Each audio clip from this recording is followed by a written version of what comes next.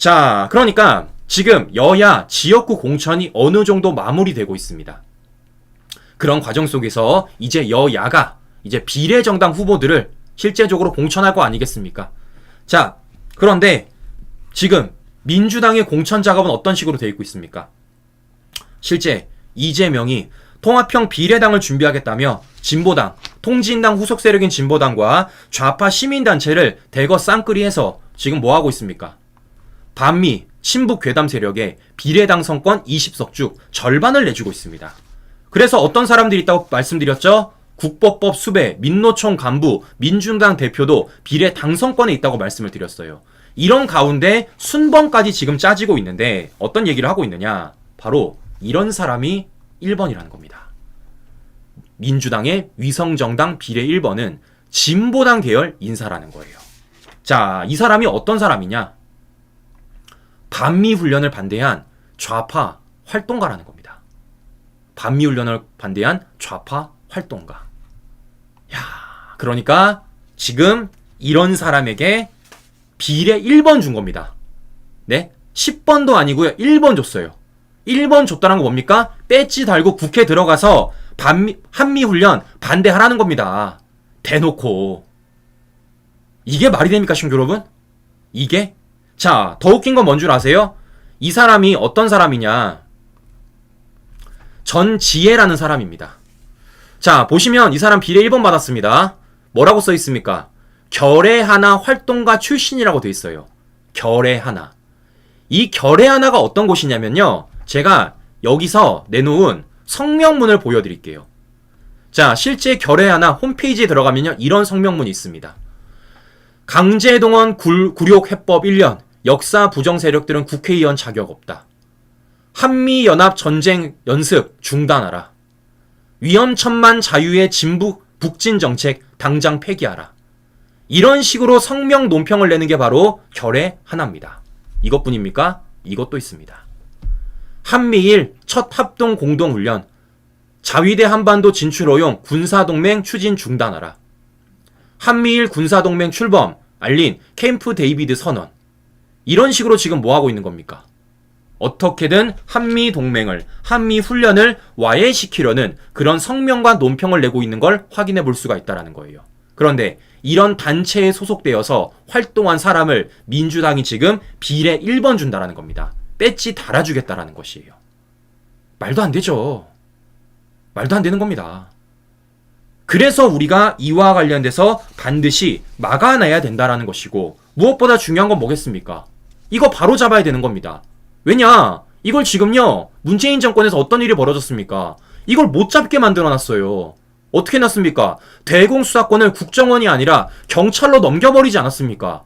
그렇기 때문이라도 이와 관련해서 우리가 더 잘 알기 위해서라도 이와 관련된 단체들에 대해서 제대로 된 감시를 하기 위해서도 우리가 뭘 해야 됩니까? 대공수사권을 복원시켜야 된다는 겁니다. 그래서 실제 한동훈 위원장도 뭐라고 얘기를 했습니까? 이렇게 얘기했잖아요. 총선 후 대공수사권 복원시키겠다. 얘기하지 않았습니까? 자, 그렇기 때문이라도 우리가 정말 정신 바짝 차리고 이번 총선에 제대로 된 투표를 해야겠다라는 생각이 든다라는 것인데, 자, 그런데 중요한 건 지금부터입니다. 자, 무슨 얘기냐? 앞서 말씀드렸던 이 민주당이 비례 1번을 주는 이 후보가 소속되어 있는 곳이 어디라고요? 결의 하나라는 곳입니다. 근데 이 결의 하나가 찾다 보니까요, 되게 재밌는 내용들이 많더라고요. 어떤 내용들이 있느냐? 자, 첫 번째, 여기가 윤미향이랑도 연관이 돼 있다는 겁니다. 윤미향. 무슨 얘기냐? 바로 이겁니다. 윤미향 신우이 친북단체 결의 하나. 최소 15억 원 엉터리 회계. 자, 그러니까 지금 민주당이 비례 1번을 주겠다라는 그 후보가 소속되어 있는 결의 하나가 알고 보니까 윤미향 신우이와 연관성이 있다라는 거예요. 윤미향 신우이가. 야, 도대체 좌파들은 어떻게 그물이 쳐져 있는 겁니까? 어떤 식으로 생태계가 연결되어 있는 거예요? 네? 그런데 이런 과정 속에서 최고 15억 원이 엉터리 회계라는 겁니다. 자, 실제 이 결의 하나 막상 장부 까보니까요, 보시는 것처럼 2018년에서 2019년 부속 명세서가 기부금, 용처, 목적, 금액, 인원이 모두 누락되었다라는 거예요. 누락되었다라는 겁니다. 자, 그러니까 무슨 얘기냐? 지금 결의 하나에 따르면은 무려 14년간 북한에다가 260억을 지원했다라는 겁니다. 260억. 그런데 그와 관련돼 가지고 뭐 한다라는 겁니까? 기부금의 용처, 목적, 금액, 인원이 모두 누락됐다라는 거예요. 그러니까 북한을 지원했다라고 알리고 있는데 북한을 진짜 지원했는지 안 했는지 그걸 모른다라는 겁니다. 그 장부가 지금 누락됐다라는 거예요. 그 장부가. 네? 그러니까 실제적으로 이 사람들이 활동을 함에 있어서 북한에다가 이러한 인도적인 활동을 하겠습니다. 뭐 요런 거 지원해 주겠습니다. 라는 식으로 지금 돈을 받았는데 그 돈을 받음에 있어서 진짜 북한을 지원했는지 안 했는지 정말 인도적인 활동을 했는지 안 했는지 모른다라는 거예요. 왜? 장부가 안 밝혀져 있으니까. 그런데 지금 이런 단체에 소속돼 있는 사람을 민주당이 몇 번 주는 겁니까? 비례 1번 주고 있는 거예요. 비례 1번. 자, 시청자 여러분, 이것도 띄워주십시오. 이것도 띄워주십시오. 보시는 것처럼 민주당이 비례 1번을 주겠다는 사람이 어떤 사람인지, 그 사람이 어디에 소속되어 있는지, 그 소속 단체가 어떤 활동들을 펼쳤는지, 그런 가운데서 이 회계와 관련돼 가지고 매우 불투명하다라는 것 우리가 띄워주십시오. 그래야지만 우리 국민들이 더 현명한 판단할 수 있다라고 말씀을 드리는 것입니다. 자, 시청자 여러분, 2개 말씀드렸어요. 민주당이 지금 이런 말도 안 되는 가짜 뉴스를 사진에 걸어다가 본인 홈페이지에 올리고 있다라는 것. 2번째, 지금 회계와 관련돼서 최소 15억 원이 엉터리인 그 결의 하나에 소속되어 있는 활동가를 지금 민주당이 비례 1번을 줬다라는 것. 우리 시청자 여러분들이 여론 띄워주십시오. 그래야지만 이게 이슈화가 될 것이다. 그래야지만 민주당이 더 코너에 몰릴 수 있다는 것을 제가 말씀드릴 수가 있을 것 같으신데요. 자, 이런 과정 속에서 정말 더 어처구니 없는 게 있습니다. 자, 무슨 얘기냐. 제가 우리 시청자 여러분 이런 말씀 드렸어요. 지금 의대 정원과 관련돼 가지고 계속해서 논란이 되고 있지 않습니까? 제가 그래서 뭐라고 말씀을 드렸습니까? 우리는 절대 여기에 정치색을 끼워 넣어서는 안 된다. 우리는 절대 이 사안을 정치적으로 바라봐서는 안 된다. 라고 말씀을 드렸었습니다. 그래야지만 이걸 해결될 수 있다라고 제가 말씀을 드렸었어요. 자, 그런데 그런 와중 속에서 민주당은요, 지금 어떤 짓을 벌이고 있느냐? 이런 거 하고 있습니다.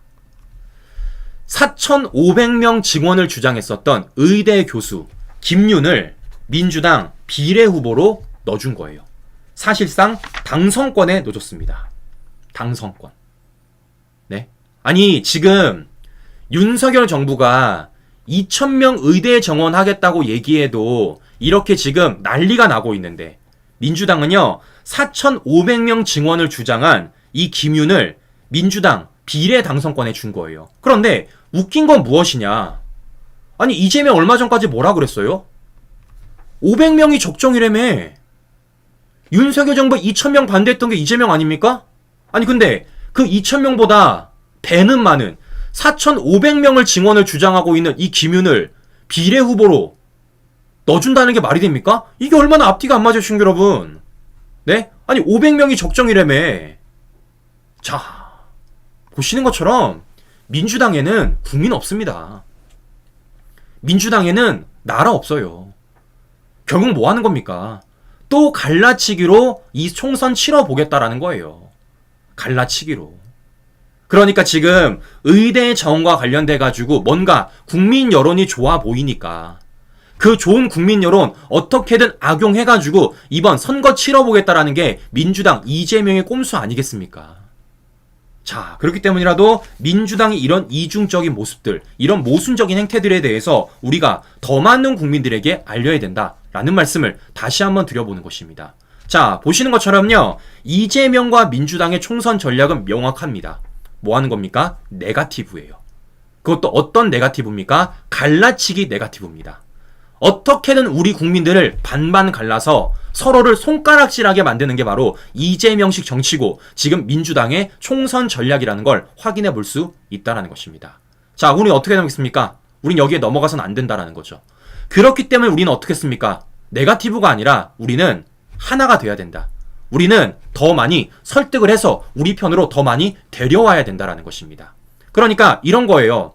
나와 조금 생각이 다르다고, 나와 조금 의견이 다르다고 무조건 그 사람을 향해서 손가락질하는 게 아니라 우리는 뭐 해야 됩니까? 그 사람이 설득될 수 있도록, 그 사람이 우리 편이 될 수 있도록 더 많은 얘기들을 해줘야 되고요. 그 얘기되는 과정 속에서 다양한 논리적이고 객관적인 지표들을 보여줘야 된다는 거예요. 그래서 제가 뭐라고 말씀드렸습니까? 윤석열 대통령 민생 토론회를 우리가 주로 보여주자라고 말씀을 드렸었어요. 주로 보여주자. 네.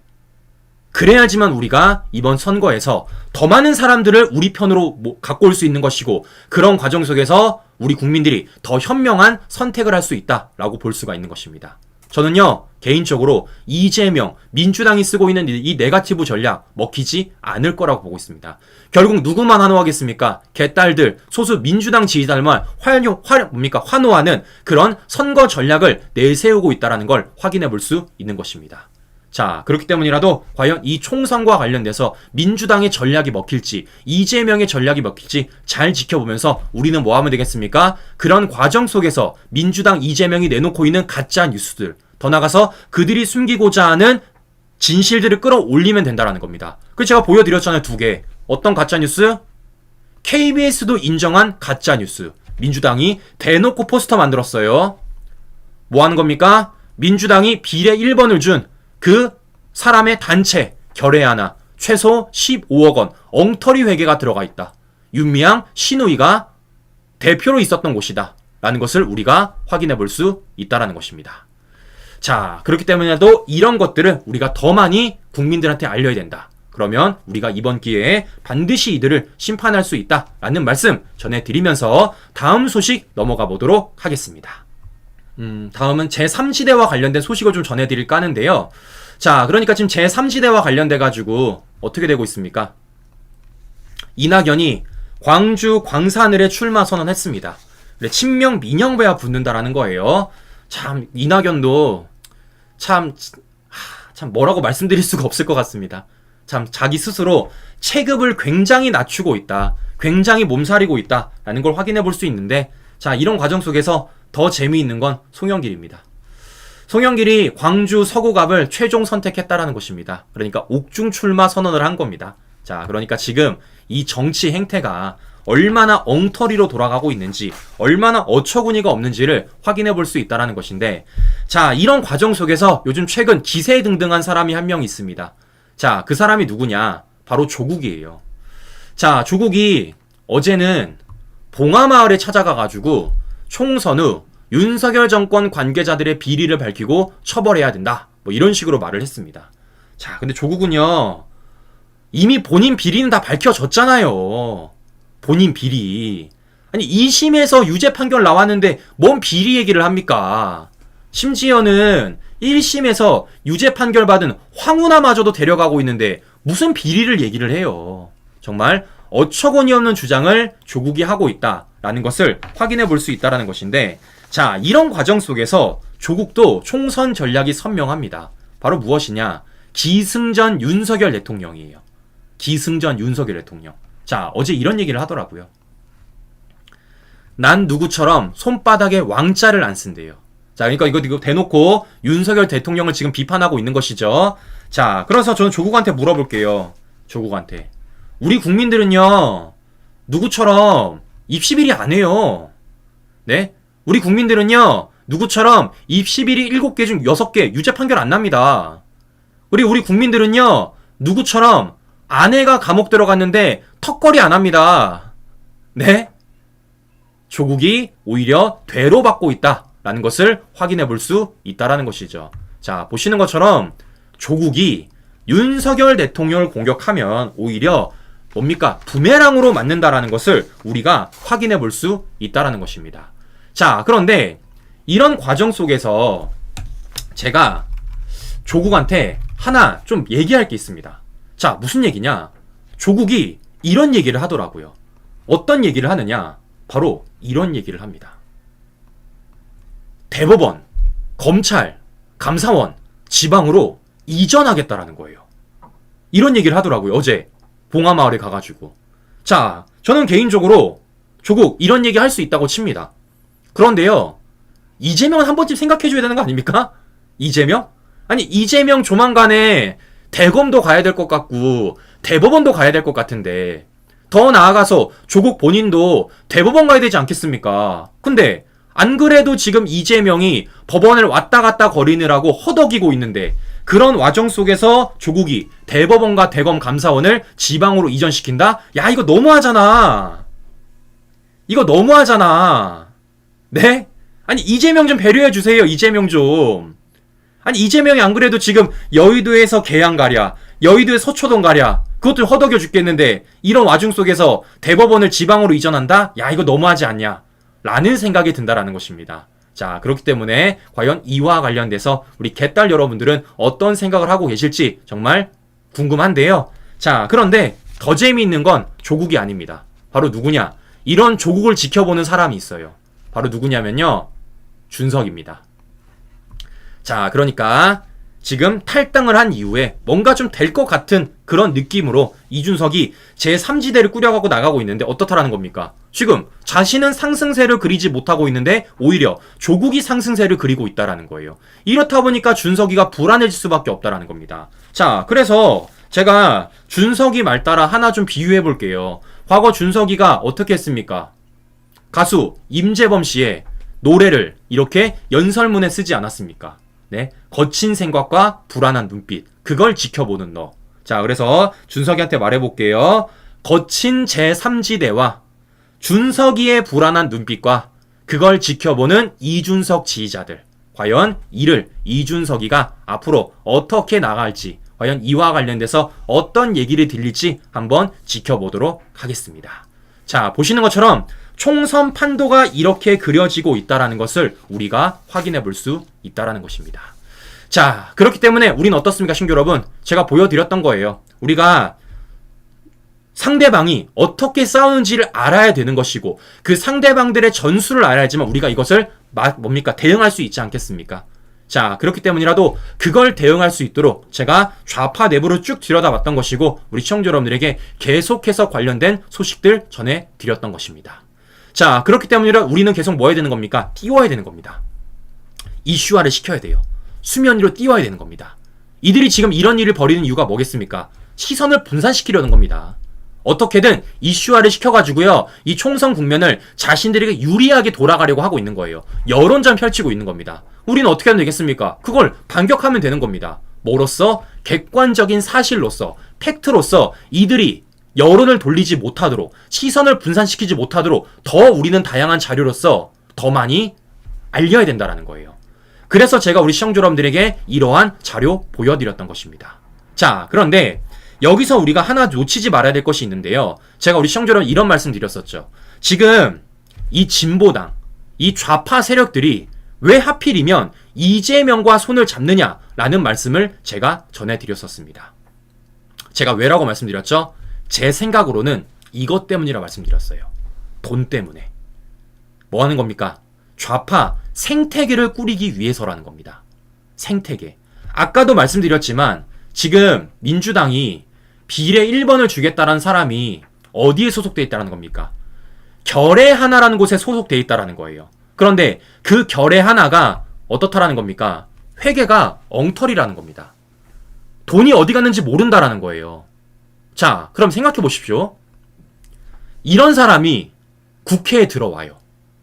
그리고 이런 사람이 예산과 관련돼 가지고 자신의 의견을 표명하거나 또는 활동들을 펼치게 됩니다. 그러면 실제 우리 국민들의 세금이 어떻게 되겠습니까?